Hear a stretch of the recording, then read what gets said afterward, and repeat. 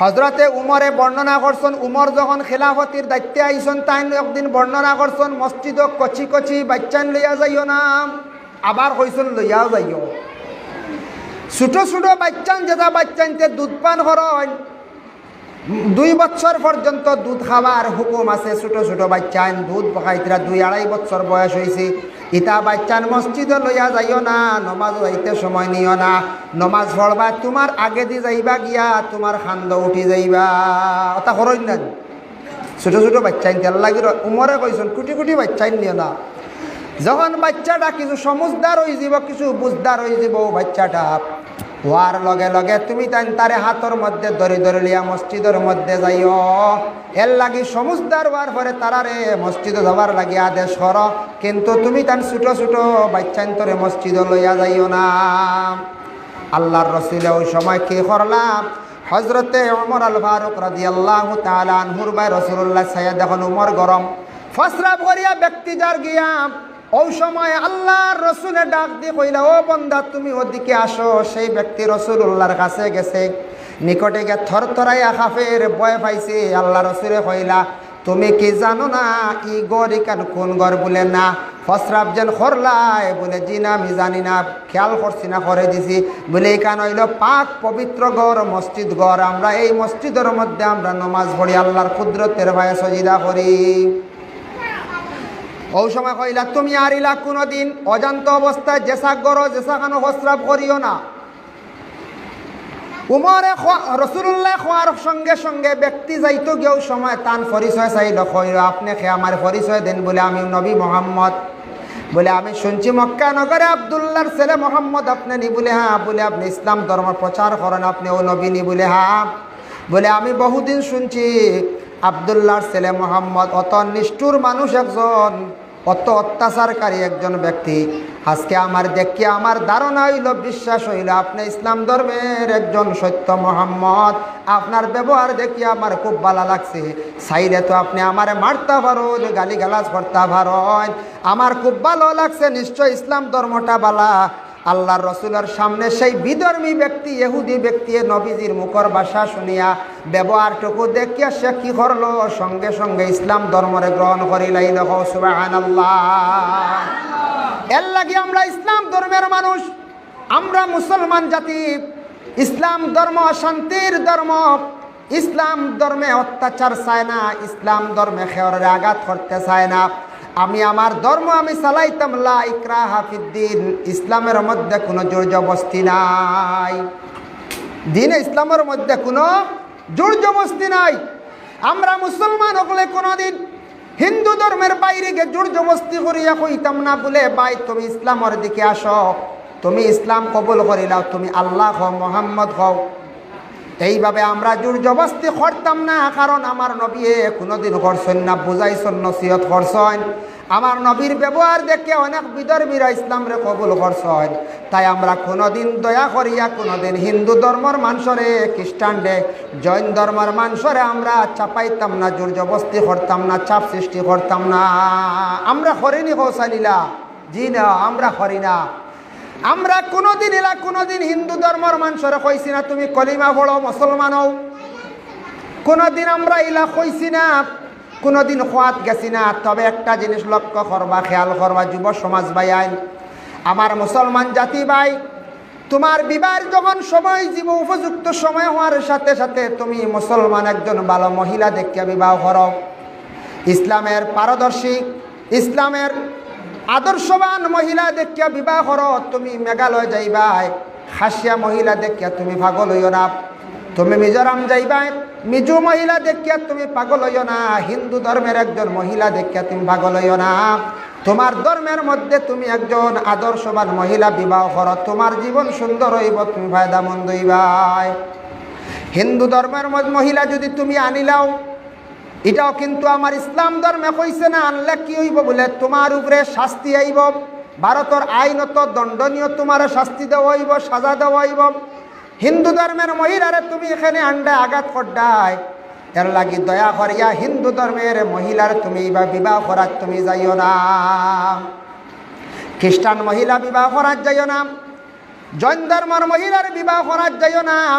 যদি এইভাবে বিবাহ করার যাও বহুদিন যাইব এই মহিলারে তোমার ইসলামের গণ্ডির ভিতরে নিয়ে ঢুকাইতে, নমাজ শিখাইতে, কোরআন শরীফ শিখাইতে বহুদিন সময় লাগবো। আর তুমি যদি এলা বিবাহ করো, মহিলা যদি নমাজ পড়ে না, কোরআন শরীফ তিলাওয়াত করে না, এই মহিলার স্ত্রী বলিয়া ঘোষণা দিয়া তুমি খাইয়া যাইবাই। ঠিক আছে, তুমি এই মহিলার দ্বারা জীবনে ফায়দা মন্দ হইতে পারতাই নাই, জীবনে তুমি কিতা করতে পারতাই নাই, ফায়দা মন্দ হইতে পারতা না। তোরা ফরে লইব না, বিশেষ করিয়া কোনো ফায়দামন ওইথ নয়। এর লাগে বিশেষ করিয়া কোনো সময় সোশ্যাল মিডিয়াত দেখা যায় কিছু কিছু জায়গা, সব মানুষ কিন্তু খারাপ নয় বাবা। হিন্দু ধর্মের মানে সনাতন ধর্মের মানুষ সোশ্যাল মিডিয়াত দেখা যায়, নেট চালাইলে ফেসবুকও দেখা যায় কিছু হিন্দু ধর্মের কিছু বাইনতে কোনো জায়গাত মুসলমান ব্যক্তির দরিয়া এখন জয় শ্রীরাম হয় নিনানাম হইছন, আমি নিজের চক্ষুর দ্বারা দেখছি। জয় শ্রীরাম, জয় মাতা কালী, এইভাবে যে আমার বাইয়ে একজন আরেক ধর্মের বাইরে দরিয়া চাপ সৃষ্টি করছে, এটা কিন্তু তাদের শাস্ত্রে তাদের ধর্ম এটা গণ্য নাই। যারা করার হয়তো তাদের ধর্ম সম্পর্কে জ্ঞান নাই, তাদের ধর্মগ্রন্থ সম্পর্কে তাদের কোনো জ্ঞান নাই। আল্লাহ আমরার ইসলাম ধর্মের মহাগ্রন্থ কোরআনের মধ্যে ঘোষণা করেন, লাকুম দীনুকুম ওয়ালিয়া দীন। যার যারই ধর্ম, যার যারই নিয়মে তুমি তেন পালন করো, এক ধর্মে আর এক ধর্মের উপর যাতে আঘাত করো না, চাপ সৃষ্টি করো না। আল্লাহর বন্দেগানের জন্য বিশেষ করিয়া দয়া করিয়া দেখো, আমরা এলাকার মধ্যে হিন্দু মুসলমান আমরা সব মিলিত অবস্থায় আমরা চলি। আর শোনাসাদ বিভিন্ন সময় প্রোগ্রাম হয়, হিন্দু ধর্মের মানুষে কোনো সময় বাধা দেন না, দেননি পঞ্চায়েত ও রানীবাড়ি সাইটে, বিভিন্ন সাইটে, শিববাড়ি সাইটে হিন্দু ধর্মের মানুষ আছে, কেউ বাধা দিছেন না। যেমন রানীবাড়ি হোক, শিববাড়ি হোক, এই এলাকার মধ্যে বিভিন্ন জায়গায় বড় ধরনের পূজার উৎসবগুলো হয়, আমরা মুসলমান মানুষে কোনোদিন আমরা বাধা দিছি না। কারণ এটা আমরা ইসলাম ধর্মের মধ্যে, ইসলামের মধ্যে নাই, কোনোদিন বাধা আমরা দিতাম না। যার যারি উৎসব, যার যারি ধর্ম পালন করক, কোনো বাধা দেওয়াতে আমরা যাইতাম না। এর লাগে আমরা মুসলমান জাতিগত বাইয়ান আমরার ব্যবহার হইতো আমরা নবীর মতো, যাতে আমরা থাকি অন্য ধর্মের মানুষে যাতে জীবনে কষ্ট হয় না, অন্য ধর্মের মানুষে যাতে কষ্ট হয় না। এর লাগে আমরার চরিত্র ব্যবহার আমরা সুন্দর হইত। ইসলাম ধর্মের মানুষ প্রত্যেকে তোমার ধর্মগ্রন্থ সম্পর্কে জ্ঞান থাকা দরকার, তোমার ধর্মে কতটুকু করণীয় তা তোমার জানা দরকার। হিন্দু ধর্মের মানুষ, সনাতন ধর্মের মানুষ তোমাদের মহাভারত গীতা যেটা আছে, এরপরে রামায়ণ যেটা আছে, এটা সম্পর্কে তোমার জ্ঞান থাকা দরকার। তোমার ধর্মগ্রন্থ ব্যাপারে যদি জ্ঞান থাকে, ধর্ম ব্যাপারে জ্ঞান থাকে, তাহলে তুমি এইভাবে কোনোদিন অন্য জাতির উপর আঘাত করার যাইতাই নাই। অন্য দিন কোনোদিন তুমি কোনো ধর্মের লোকের উপর আঘাত করার যাইতাই না। কারণ এর লাগি প্রত্যেক মুসলমান, হিন্দু ধর্মের, সনাতন ধর্মের, আপনার খ্রিস্টান ধর্মের বাইবেল, জৈন ধর্মের, শিখ ধর্মের প্রত্যেকের ধর্মগ্রন্থ নিয়ে কি করতা, আলোচনা করতা, ধর্মগ্রন্থ ব্যবহারে জ্ঞান হইতো, এটা নিয়ে বিস্তারিত আলোচনা করতা। আমরা সময় সময় ওয়াজ মাহফিলে ইসলাম ধর্মের মহাগ্রন্থ কোরআন নিয়ে আমরা আলোচনা করে। হিন্দু ধর্মের মান্ডবের মধ্যে আপনাদের করণীয় হইল গিয়া, আপনারা কি করেন, দয়া করিয়া আপনাদের গ্রন্থ ব্যাপারে আলোচনা করেন, মানুষকে জানান, বুঝান, পৌঁছায়। এর জন্য বিশেষ করিয়া প্রত্যেকে যদি যার যারই ধর্ম ব্যাপারে জ্ঞান থাকে, বুঝিলায়, কোনোদিন দেশের মধ্যে কোনো সম্প্রদায় আসবে না। আসবনি পৌঁছায় না, সম্প্রদায় আসবে না। মানুষ সব সমান নাই, কিছু সংখ্যক মানুষ পৃথিবীর বুকে আসন, এরা দাঙ্গা লাগাইতে চায়, সম্প্রদায় আনতে চায়, কিন্তু সব নাই। আমি গতদিন খালাইন একটা প্রোগ্রামে গেছিলাম, ঈদে মিলাদুন নবী মাহফিল, দশমীর দিন নিলামবাজার তাকিয়া খালাইন পর্যন্ত পৌঁছিলাম। রাস্তার মধ্যে দেখলাম দশমীর দিন, বিসর্জন দেওয়ার দিন, এই দিন দেখলাম রাস্তার মধ্যে প্রায় 40 থেকে 50টা দুর্গা পূজার মূর্তি পাইলাম। রাস্তার মধ্যে আনন্দ খড্ডা, কিন্তু আমি দেখলাম খুব সুন্দর শৃঙ্খলাভাবে করতে আসন, কোনো ধরনের অসুবিধা নাই, আমি খালাইন গেলাম এবং আসলাম, যাইতে আইতে কোনো ধরনের অসুবিধা হয়েছে না। কারণ মানুষ তো সব খারাপ নাই, ভালো মানুষ কখনো পৃথিবীর বুকে আসন, কিন্তু খারাপ খারারে খোয়া হয়। যারা হঠাৎ দেখবায় মুসলমান হোক, হিন্দু ধর্মের হোক, খ্রিস্টান ধর্মের হোক, সনাতন ধর্মের হোক, এই ধরনের কিছু সংখ্যক মানুষ যারা মদ পান করে, যাদের দিমাগে কাজ করে না, মাথায় কাজ করে না, এরা মানুষের লাগি দুর্ব্যবহার করিয়া থাকে। মদ খাইয়ালে আর মাথায় কাজ করেনি কৌসায় না, মদ খাইয়া খালি মাথা লইয়া একদিকে ফড্ডা, অপর দিকে। আরে আমি অন্য একদিন সোশ্যাল মিডিয়াতে দেখছি এক মানুষের মাথায় ঘুরে ঘুরে গিয়ে ফানিত পড়ে গেছে। মানুষ একটা মাথায় ঘুরে ঘুরে ইয়া খানা পড়ছে, হানিত পড়ে গেছে গিয়া। এর লাগে আল্লাহর বন্দেগান, আমরার দেশও ফাসাদ, আমরার দেশও বিভিন্ন ঝগড়া সৃষ্টি হয়। তার কারণটা কিতাব আমরা জানি না। আমরার দেশও যারা জ্ঞানী লোক হল আছেন, জ্ঞানী লোক হলে অন্যরে বুঝাই না, নসিহত করা যায় না। কারণ ইয়া থাকছে গে অ্যাডভোকেট যেই নাচন, উকিল যেই নাচন, উকিলের দায়িত্ব অলপ। আপনি খালি কোর্টে গিয়া উকালতি করা আপনার দায়িত্ব শেষ নয় বাবা। উকিল আপনি মহল্লাত মসজিদও যান, শুক্রবারে গিয়ে নমাজ পড়েন, নমাজটা আদায় করিয়া আপনি সেকশন সম্পর্কে আলোচনা করেন, কোর্ট সম্পর্কে মানুষকে বুঝায়, কোর্টে গেলে কতটুক ক্ষতি, এই সেকশনে কেস হইলে কতটুক সাজা হইব, এই ধরনের কেসও ফড়িও না, মুসিবতও ফড়িও না, বিপদগ্রামী হইও না। এইভাবে উকিলে গিয়া সপ্তাহে বা মাসে একদিন গিয়া মসজিদে গিয়া তাই মানুষরে বুঝা খোয়া। ম্যাজিস্ট্রেট হইছেন তাই না, এইভাবে গিয়া বুঝাইন। আপনার দায়িত্ব আপনি নিজে পালন করেন, ম্যাজিস্ট্রেটে আপনার দায়িত্ব পালন করেন। এ পুলিশ অফিসার, দারোগা যেই নাচন, আপনিও মসজিদের মধ্যে যায় গিয়া আপনার দায়িত্ব আপনি আদায় করেন। কারণ এ থাকছে আপনি যদি বুঝান কেস করাটা বালা নাই, কেস মিছা করলে একদিকে গুণাগার হইলা, অপর দিকে মানুষের কাছে মিথ্যা সাজিলা। এইভাবে পুলিশ অফিসারে গিয়া শুক্রবারে মসজিদের মধ্যে গিয়ে মানুষদের গিয়া আপনি বুঝান ঝগড়া করা বালা নাই, লড়াই করা বালা নাই, এই সম্পর্কে গিয়া আপনি পুলিশ অফিসারে গিয়া বুঝান। হিন্দু যদি হয় আপনি মণ্ডপে যান, মন্দিরে যান গিয়া বুঝান, গির্জার মধ্যে যান গিয়া বুঝান। মানুষ সৎ পথে আসবে, অসৎ পথ থাকি মানুষ গর্ব। এর লাগে বিশেষ করিয়া আমাদের সমাজের মধ্যে, বিশেষ করিয়া আমরা মানব জাতির মধ্যে, বাঙালি জাতির মধ্যে বেশিরভাগ হিংসা। বাঙালি জাতির মধ্যে, বাঙ্গাল হইতে মুসলমান শুধু নয়, আমরা বাঙালি যারা আছি, হিন্দু ধর্মের মানুষ, মুসলমান যারা আছি, বিশেষ করিয়া বাঙালি যারা আছি, বাঙালির মধ্যে হিংসাটা খুবই বেশি। এই হিংসার কারণে আমরার মধ্যে মায়া মহাব্বতটা উঠে গেছে, আমরার মধ্যে মিল নাই। হিংসা যতক্ষণ পর্যন্ত দুনিয়ার জমিন তাকি উঠছে না, ততক্ষণ পর্যন্ত জমিনের মধ্যে, মানুষের মধ্যে মানবতা পুরাপুরি থাকবে না। আল্লাহর বন্দেগান, যার জন্য আমি এত সময় নবীজির আদর্শ নিয়ে আমি আলোচনা করলাম, যাই আল্লাহ কুরআনের মধ্যে আবার ঘোষণা করেন, ওয়াদানা আনকা ওয়িজরাক আল্লাযী আনকাযা যাহরাক ওয়া রাফা'না লাকা যিকরাক। হে নবী, আমি আল্লাহ পাক রব্বুল আলামিনে আপনার উপর তাকে আমি আল্লাহ বুঝা উঠাইয়া লইয়া গেছি গিয়া। বুঝা কিতা? আপনার উপর তাকে বুঝা উঠাইয়া নিছি। আপনার উপরে যেগুলা দায়িত্ব আসলো, যে যে দায়িত্বগুলা দেব ইসলাম নবী আপনার উপর তাকে আমি সেই ধরনের দায়িত্বগুলা আমি আল্লাহ পাক রব্বুল আলামিনে উঠাইয়া নিছি গিয়া। ও নবী, আপনি জানিয়া রাখেন, আল্লাযী আনকাযা যাহরাক ওয়া রাফা'না লাকা যিকরাক। আর আমি আপনার ফেট মোবারকরে সির করছি, মানে আপনার সিনা সাক করছি, আপনার দিলটারে পরিষ্কার করছি।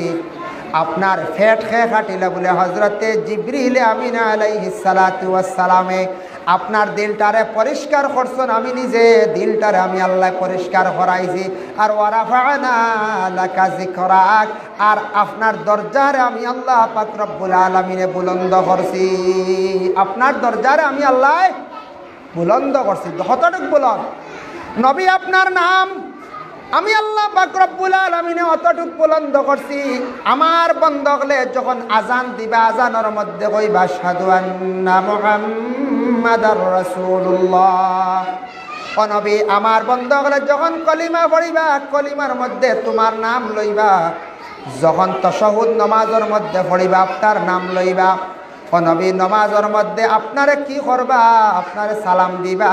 নবী, হর জায়গাত আপনার নাম রে আমি আল্লাহ উল্লেখ করিয়া রাখছি, আর আমার নামের সঙ্গে আমি আল্লাহ নামটা মিলাইয়া রাখছি, লা ইলাহা ইল্লাল্লাহু মুহাম্মাদুর রাসূলুল্লাহ। এর লাগিয়া আমরা নবীজির কতটুক সম্মান মর্যাদা আল্লাহ জমিনে দান করছে।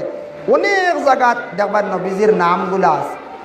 ফাইন্না মাআল উসরি ইউসরান, ইন্না মাআল উসরি ইউসরা। তোমাদের সামনে মুশকিল আইব, কঠিন জিনিসে দেখা দিব, কঠিন মুশকিলে দেখা দিব, মুসিবতে দেখা দিব, নিশ্চয় জানিয়া রাখিও তার পিছনে বালাই আছে, তার পিছনে বালাই আছে। এর লাগে অনেক সময় মুসিবত আয়, হয়তো খেয়রর বড় বেমার আইছে, এটাও জানিয়া রাখতে হয় আল্লাহর কোন মুসিবত নতুবা আল্লাহ আমার পরীক্ষা করডা। এই সময় আল্লাহর কাছে বেশি দোয়া করো। মুসিবত পড়িয়া খান দিলে আল্লাহ পাক রব্বুল আলামিনে বন্দার খান্দনডে বড় শুনুন। এর জন্য আল্লাহর গজব ডরাইয়া, আল্লাহর মুসিবত ডরাইয়া কোনো বন্দা বান্দি হলে সময় যদি খান্দন চকুর পানি ছাড়ন, মুসিবত তাকে আল্লাহ উদ্ধার করন, তার পিছনে অবশ্যই আল্লাহর যাতে বালাই দান করন।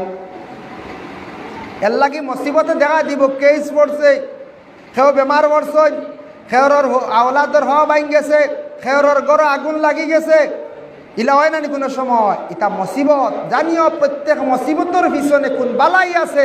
কারণ হইল আল্লাহ মুসিবত দেন যারা আল্লাহরে ডরায়, আল্লাহ মানয়।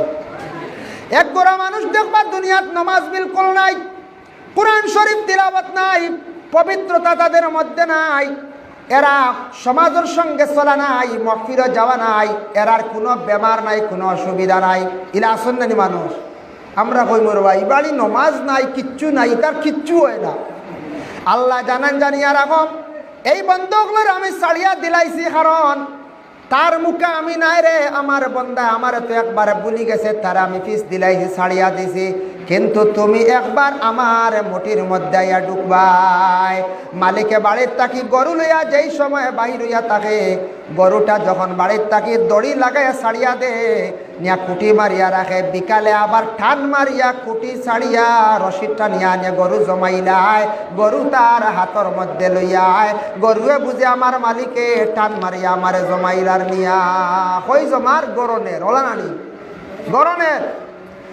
এর লাগে আমরা একদিন আল্লাহর দরবারে যাইতে লাগবো বাবা, যার জন্য আল্লাহ পাক রব্বুল আলামিনে জানাইছেন, ও বান্দা তোমার আমি ছাড়ে দিছি জমিনত, তোমার ইচ্ছা তুমি চলো, তুমি খাওয়ার কোনো অসুবিধা নাই। আর যারা মানুষের নামাজ পড়ে, আল্লাহর জিকির আজকার করে, দিন ইসলামের সঙ্গে চলাফেরা করে, সবর লাগি মিলিমিশি চলে, তার উপরে দেখবা একটার পর আর একটা মুসিবতে দেখা দের। কয়েকদিন পরে দেখবা বেমার পড়ছে, কয়েকদিন পরে কোনো বড় ধরনের কোনো মুসিবতে দেখা দিছে। একটার পর আর একটা বন্দা তোমার আমি মুসিবত দিলাম, তুমি আরো ডরাও, আমার আরো দাল লও। মানুষের উপরে মুসিবত পড়লে মানুষে খান্দে, আল্লাহর ডরায়, আল্লাহর দ্বার লয়। মানুষের বড় বেমার হইলে মানুষে খান্দে, আল্লাহর দ্বার লয়। এর লাগি যারা মানুষ আল্লাহওয়ালা, এরারে আল্লাহ বড় বড় মুসিবত দিয়া পরীক্ষা করেন, আর যারা পরীক্ষা ফাঁস হয়ে যান, এরারে আল্লাহ কামিয়াবি নসিব করিলান। হও বড় করি সুবহানাল্লাহ। এর লাগিয়া যারা আল্লাহরে ডরায়, দেখবা এরার মুসিবত বিভিন্ন সমস্যা সামনে একটার পর আর একটা, একটার পর আর একটা, এরা মরার আগ পর্যন্ত রেহাই নাই। এরা খালি আল্লাহর ডাকিতরা ডরাইয়া, আর এরা খালি আল্লাহর মায়ার বন্দা বন্ডা। সুবহানাল্লাহ সুবহানাল্লাহ। মুসিবত দেখিয়া যদি বন্দা আল্লাহরে ডরায় না, আল্লাহরে যদি স্মরণ করে না, জানিয়া রাখবা এই মানুষ আর আল্লাহর নিকটবর্তী হইতে পারত না, আল্লাহর মায়ার বন্দে পারত না। এর জন্য আল্লাহর বন্দেগান, আল্লাহর দরবার আমরা শুকরিয়া আদায় করতাম। আল্লাহ আমরারে মানুষের কুল আল্লাহ জন্ম দিছেন, এত সুন্দরভাবে সৃষ্টি করছেন ওরে আল্লাহর বন্দেগান, যার জন্য আমরার নবী মুহাম্মদুর রাসূলুল্লাহর উপরে বাবা একটা না দুইটা না জীবনে কত মুসিবত আইছে। নবীজি লইছে ঘরের মধ্যে খানি নাই, আল্লাহর রসুল 2 দিন 3 দিন হয়ে গেছে চুলার মধ্যে আগুন জ্বলছে না। খাজুর খাইয়া পানি খাইয়া দিন কাটাইছেন, আল্লাহর রসুলের পেটের মধ্যে বাতর বান্ধিছেন, কিন্তু তারপরেও নবীজি আল্লাহর ডাকা বন্ধ করছেন না। বাবা মানুষের ইলা এক সময় আসতে পারে, খানি নাই উপবাস থাকতে পারেন, কিন্তু আল্লাহর ডাক তাকিয়া আল্লাহর জিকির তাকি দয়া করে বঞ্চিত হইবা না।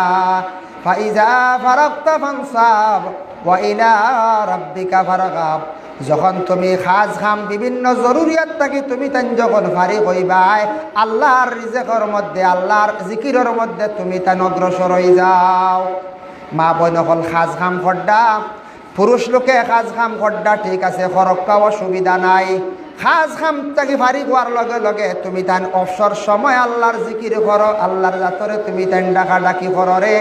কারণ তোমারে আল্লাহ খাবাইত্রা সালাইত্রা ছোট থাকি বড় করলা, তোমারে আল্লাহ সব কিছুর মালিক বানাইছে। তুমি আল্লাহর যদি ডাকো না তাহলে আল্লাহর জাত তোমার উপরে খুশ হইতা নাই।